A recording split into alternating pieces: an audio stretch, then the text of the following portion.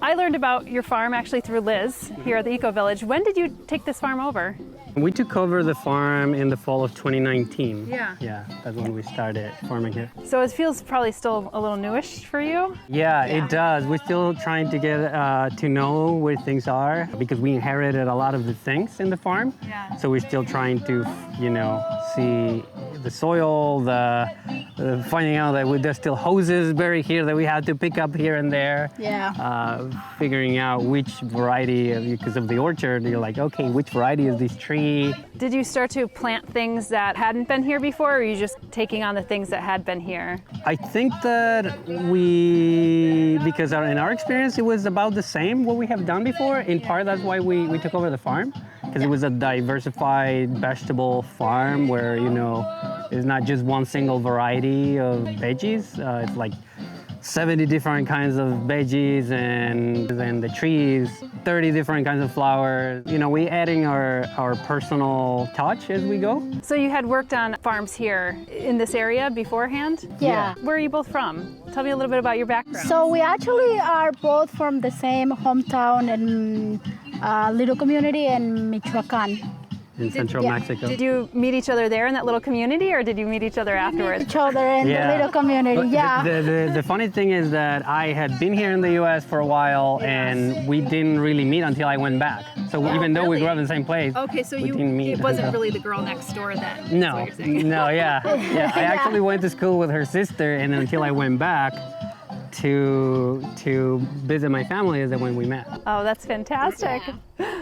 Oh, that's so sweet. That's amazing. So are there certain things that you'd like to see where this farm could go in the next number of years? Like, I know you're saying like, hey, we had to take some of those irrigation hoses out, and there's a lot of like things that you had to just kind of like that were built in. But where would you like to see it head? Oh man, that's a lot. We talk a lot about that, a lot. And only like a couple weeks ago, we were talking about a project in the field, and our son was there, and he's like, "You guys should stop. You guys can't even handle what you have." So How old is your son? he's 13. Yeah. So there is a lot of big projects that we have, but there's just so much time in our hands right now. Right. But I don't know. I think, based on what we kind of dream about is that continue doing the vegetable CSA for the foreseeable future. And we have talked about maybe opening like something like a farm store in a way where we can not only sell just vegetables and fruits, but we can also carry other grains and other things like that. Other local items. Right, Yeah. like flour and things and beans, bread, and maybe have like a little bakery to make it more everything you can eat farm. Right. Where we're not growing everything because it's so hard to just do so many things, but where we can carry things from other farms and have for people who have one-stop place to come and get all their essentials. Yeah, which is, I think it's feasible from around here because there's a lot of folks who specialize in like grains, and then they have their ciders, and you don't need to do it all, but you could support the community in that way. Yeah. And speaking of like a supportive community, how has the EcoVillage been supportive to you? I mean, I know that you're on the land of the EcoVillage, that's probably one way, but what are some of the other ways that they've welcomed you? I mean, on the one hand, they're CSA members. So, the first option we give when we start enrolling people for the community supported agriculture is we send them basically a reminder, and a lot of them are CSA members. Some of the residents will also volunteer here, help out on the farm. Weeds always take over the farm, want it or not. So sometimes they will come out, and if they have an hour or two, they'll come out. When we do events for raising money, one of the features of this farm is that we raise money for low-income people.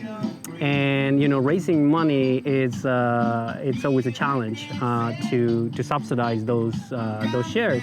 So one of the things that we do is that we use the common house they already have complete functioning kitchen to cook there, and then that way we raise money for low-income people so that they can pay for their vegetable share for the year. So that's another Also, thing. we do cooked-in orders, like there is coming house meals. So we provide the vegetables for those coming house meals. It's always great to go and have their food in the evening and see somebody prepare the vegetables that you harvest, and it feels really, really nice. Many times it's hard to, we grow all these vegetables and we don't have time to cook them. So they many times do the meals, and we just they Show up. they just show up. we just show up and they do the dishes and they cook for us. It doesn't get any better than that. Well, you can't. It's impossible, like to have to cook the meals, grow the meals. You're growing the meals. Yeah. Arguably, that's like more work. Yeah. So there is another thing that we're talking about, like having a kitchen for the farm, because many times we see the workers coming with peanut butter and jelly. We bring peanut butter and jelly because we end up so tired, and there's one of the other things that we're gonna add to the farm, so we can have a community or workers and employees meals. That's great. That's wonderful. And then I'm just curious, like, are you growing any crops that you grew up with as kids? Yeah. What are you growing? We grow squash. That's one that we grew up with. Like the zucchinis, Carrots. We grow, carrots, beets, green beans, radishes, right? tomatoes, cilantro, tomatillos. Tomatillos Yeah, is that's one of one that is relatively new to this area. Well, maybe not quite new, but newish. Yeah, and I think sometimes the crew makes fun of us because we take care of, like, I feel like I always taking care of those crops, like Extra well. especially, and they're like, it's just like one of those things, like I always try to carry them to farmers market, even if it's not very profitable. It's just like I like to carry them and market because it's just like, I don't know. Well, it's nice. It's nice to be in an area too that you could actually, I know this is not super analogous maybe to where you're from, but like you could still grow some of those crops at least for part of the year. Yeah, it feels great. Yeah, we couldn't grow like all the chayote squash and things like that. That take just extra growing degree days. But we can grow a few things. Poblano peppers is another one. Poblano peppers, that we grew up with. A lot of hot peppers. Yeah. We're trying to grow at least for the CSA members. Saunders already sweating thinking about it. I mean, there's a lot of stuff that we try to like see if it works. Like I was talking with the girls yesterday about sweet potatoes, because we grow special sweet potatoes like purple and white. And they were talking about like, why you don't grow them here? It's like, well, first we were trying the soil and see how the sweet potatoes do here, and then try the new stuff with more flexibility of knowing that we have secure some of the crop, and then try new things. Well, that makes sense. I mean, that just, it sounds like you're still kind of testing the waters or the soil, so to speak, on the land, and you're growing with it, and that's just marvelous. Yeah, it's a combination of like trying new things. It's one of those things that farmers, I feel like I find out like we're always curious about trying things that we're not growing, but also we feel a lot of responsibility of having the good amount of food that we promise, or that we just want to have enough food for everybody in the CSA, and sometimes we have to like balance between having fun growing fun stuff and doing the one right that we know is gonna make it. Well, it sounds like your son is going to keep you on the straight and narrow path if you get too dreamy. Right. But don't let him talk you out of certain things, though, Yeah, a little bit of dreaming, and trying new things, and a little bit of, doing the things that we know they already work. That's kind of a good ratio that we think that it works out. Obviously, this is your wildflowers or flowers. These are marigolds. We have yellow marigolds, and these are the orange marigolds. They seem really popular because a lot of folks today are actually cutting them, like that lady over there. Right, yeah. And little bouquets. Yeah, and you know, all this is added bonus for CSA members. Yeah. When they early in the season, when nothing is growing, you know, they are investing, right, in the farm, you know, with the promise that one day we will plant plants and they will grow. So is a return on their investment. They get the U-pick is free, is a bonus. So it's a return on their investment. That's incredible. And right now, you know, because they believe in us, in February or March when nothing was growing, now they get to, you know, harvest all these abundance. And for the farmers, it works out because for us, it's great to be able to know how much food we can grow, knowing that we already have the customers basically. Yeah. Growing too much many times and you know, food waste, and growing too little, you know, it's also another thing. It's a small business. We want to make sure that we don't waste, and we're just being more efficient in everything we do, because, you know, we live in a society where everything is, you know, bigger and bigger and bigger. Yeah.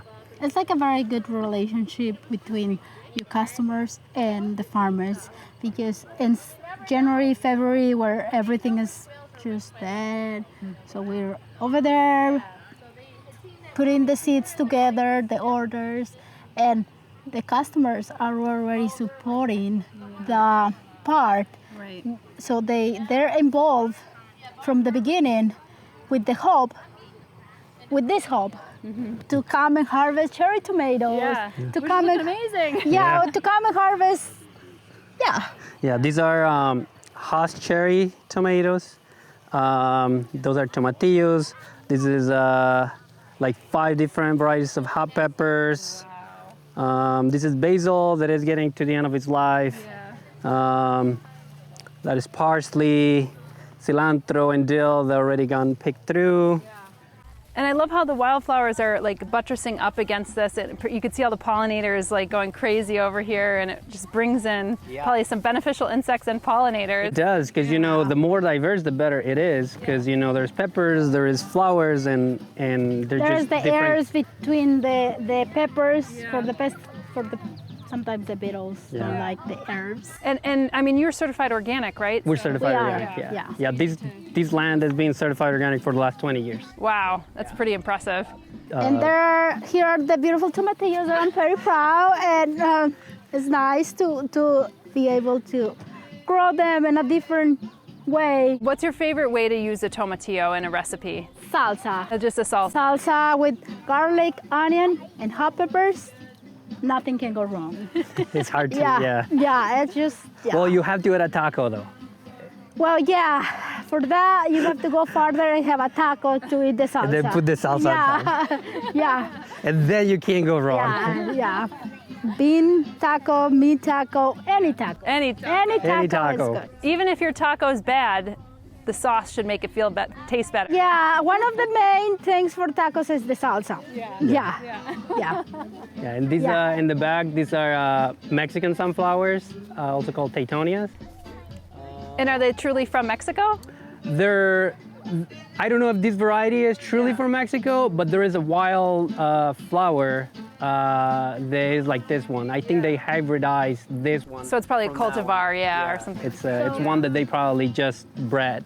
But this is an epic, look at this, like you look over Ithaca, this is so epic. I mean, I don't know if you get a chance to look up from your work. Every once in a while, we are allowed. Yeah, we are allowed. Yeah, but the other thing we were saying earlier is that cosmos are also grow wild where we're from. Oh, really? Yeah, they just grow wild. And here, you know, people plant them, but in Central Mexico, they grow wild. They're annual though, aren't they? Like, They're annual, annual, They produce seed and they will sit there and come back When we grew up, in the spring. there was like the whole fields of cosmos. oh my goodness, that's beautiful. So that reminds us of Central Mexico. Yeah. I love it, guys. Thank you so much. Thank you for your hard work. Thank you for your time. And thank you for providing the area with your delicious foodstuffs. It's incredible. You're welcome. Thank you for Yeah.